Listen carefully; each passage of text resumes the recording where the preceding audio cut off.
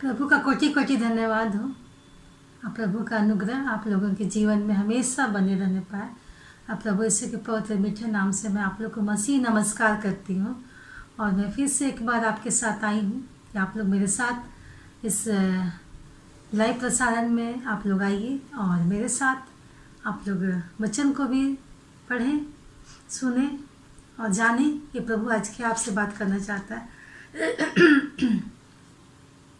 भजन संहिता उसका 66 भजन संहिता 66 अध्याय उसका 17 पद क्या बोलता है।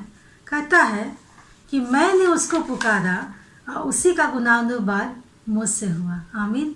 मैंने उसको पुकारा और उसी का गुनानुवाद मुझसे हुआ। प्रभु इस वचन पर बहुत ऐसे आशीष है। इस वचन को हम लोग देखते हैं। यहाँ पर हम कुछ ऊपर से मैं पढ़ूंगी तो ऊपर का 16 अध्याय से वचन हमको बताता है कि हे परमेश्वर के सब डरवैये आकर सुनो, मैं बताऊंगा कि उसने मेरे लिए क्या क्या किया है। आमीन। यहाँ पर हम देखते हैं कि परमेश्वर का वचन, इस वचन में हमेशा स्पष्ट रूप से हमें बता रहा है। इसके परमेश्वर की प्रशंसा के विषय में यहाँ पर चर्चा किया गया है। 17 पद विशेष करके इसमें परमेश्वर ने भजनकार की प्रार्थना को सुना। यहाँ पर इसके भजनकार जो स्पष्ट रूप से हमें बता रहे हैं कि मैंने उसको पुकारा और उसी का गुनानुवाद मुझसे हुआ। आमीन। यहाँ भजनकार लिख रहा है कि मैंने उसको पुकारा था। किसको? परमेश्वर को मैंने पुकारा और परमेश्वर ने उसे छुड़ाया।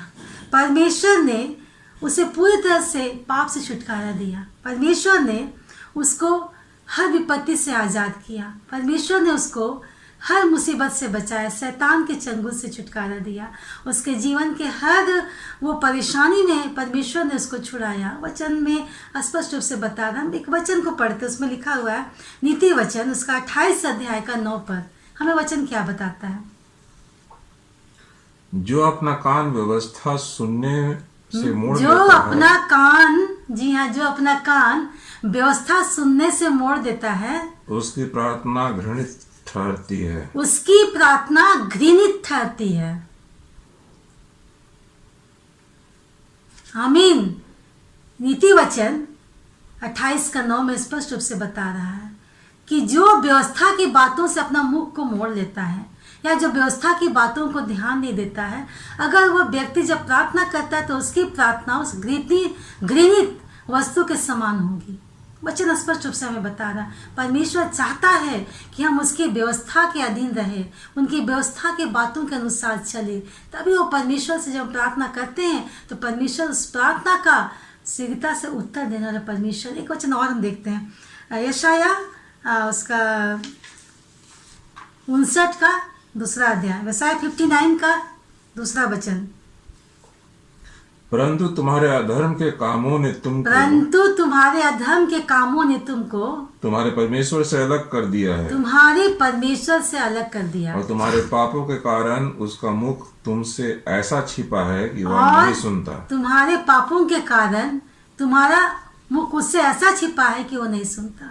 लेकिन स्पष्ट रूप से वचन हमको बता रहा अधर्म मतलब हम सब जानते कि अधर्म का मतलब क्या काम, जो परमेश्वर के विरोध में जितनी बातें हैं, अर्थात इस संसार के हाकिमों के अनुसार, शैतान के अनुसार जितनी बातें हैं वो सब कुछ अधर्म में गिना जाता है। अगर हम उसके खिलाफ पे हम चलते हैं, परमेश्वर के विरुद्ध में रहते हैं, तो परमेश्वर वो हमारे ओर से मुख को मोड़ लेता है। जी हाँ, परमेश्वर हमारी ओर से मुख को मोड़ लेता है। मेरी प्रार्थनाओं का परमेश्वर उत्तर नहीं देगा। यहाँ पर वचन स्पष्ट रूप से बता रहा है। वचनकार लिखता है कि मैंने उसको पुकारा और मैं उसी का गुनानुवाद मुझसे होने पाएगा। अमीन। सचमुच में यहाँ पर स्पष्ट एक इस वचन के साथ में एक वाचा भी जुड़ा हुआ है कि तो अगर हम उसके अनुसार नहीं करेंगे तो परमेश्वर हमारी वचन को नहीं सुनेगा या हमारी प्रार्थना का प्रभु उत्तर नहीं देगा। परंतु परमेश्वर ने सुना। जी हाँ, भजनकार कहता है कि परमेश्वर ने उसकी प्रार्थनाओं का उत्तर दिया। उसने सुना, जो कुछ उसने मांगा परमेश्वर से पुकारा, गिड़गिड़ाया, परमेश्वर ने उसको सुना और उसके प्रार्थना का यथाशीघ्र उत्तर दिया। और यहाँ पर स्पष्ट रूप से हम देखते हैं कि जब हम संकट में होते हैं तो उन्हें अपने हृदय को शुद्ध करने की आवश्यकता है। जी हाँ, जब हम संकट में होते हैं तो हमें अपने हृदय को शुद्ध करने की आवश्यकता था। हमारे जीवन में जितनी बुराइयां हैं, जो परमेश्वर के विरुद्ध जो बातें हैं, हमको उसको शुद्ध और पवित्र कर देना है। और उससे क्या होगा कि हम परमेश्वर के प्रति एक सच्चे प्रेम को दिखलाएंगे, दर्शाएंगे। परमेश्वर से हमारा प्रेम जो है वो परमेश्वर के लिए एक अपने पापों से फिर करके हम उसको, परमेश्वर को, उस प्रेम को दर्शाएंगे। और अन्य हमें क्या चाहिए कि सिर्फ हम अपने तक सीमित ना रहें, पर हम इन बातों को अन्य लोगों को भी बताएं। जी हाँ, अन्य लोगों को बताएं ताकि वे लोग भी परमेश्वर के विश्वास में आने पाए। स्पष्ट रूप से वचन बता रहा है कि हम परमेश्वर के बातों को उन अन्य लोगों को भी बताने पाए ताकि वे लोग परमेश्वर के विश्वास में आने पाए। और उससे क्या होगा कि उसकी स्तुति होगी, महिमा होगी, प्रशंसा होगी, बड़ाई होगी, उसकी आराधना होगी। परमेश्वर यही चाहता है। जी हाँ, जैसा वचन 17 में लिखा हुआ है कि उसने परमेश्वर को पुकारा, परमेश्वर उसकी सुनी, तब जाकर के उन्होंने उसकी महिमा की। वो चाहता है कि मेरे जीवन से सिर्फ परमेश्वर की महिमा होने पाए। तो प्रभु सुंदर वचन पर बहुत ऐसे आशीष है। आमीन। आइए प्रार्थना करें। धन्यवाद पिता परमेश्वर, धन्यवाद करते हैं प्रभु जी। पिता परमेश्वर, प्रभु जी सचमुच है प्रभु जी, मैंने तुझे पुकारा प्रभु जी, और मेरे जीवन से प्रभु जी तेरे गुणानुवाद होने पाए। ये वचन हमें बताता है पिता परमेश्वर।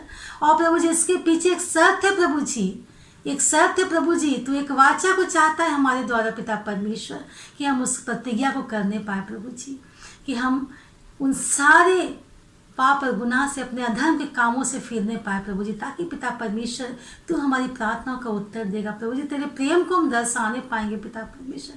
जितने लोग प्रभु जी आज से लाइव प्रसारण को देख रहे पिता परमेश्वर, सबके जीवन में प्रभु जी तेरा ये प्रेम प्रभु जी, तेरे अद्भुत बातें पिता परमेश्वर के जीवन में घर करने पाए प्रभु जी। और हर एक लोग प्रभु जी तुझे पहचानने वाले होने पर, तुझे जानने वाले होने पाए, इस व्यवस्था की बातों को, हर बात को जानने वाले होने पाए पिता परमेश्वर, ताकि तेरी महिमा हम सबके जीवन से होने पाए पिता परमेश्वर। धन्यवाद करते हैं प्रभु जी कि तूने हमें प्रार्थना को सुना है। धन्यवाद के साथ प्रार्थना प्रभु के नाम से मांगते हैं। आमीन।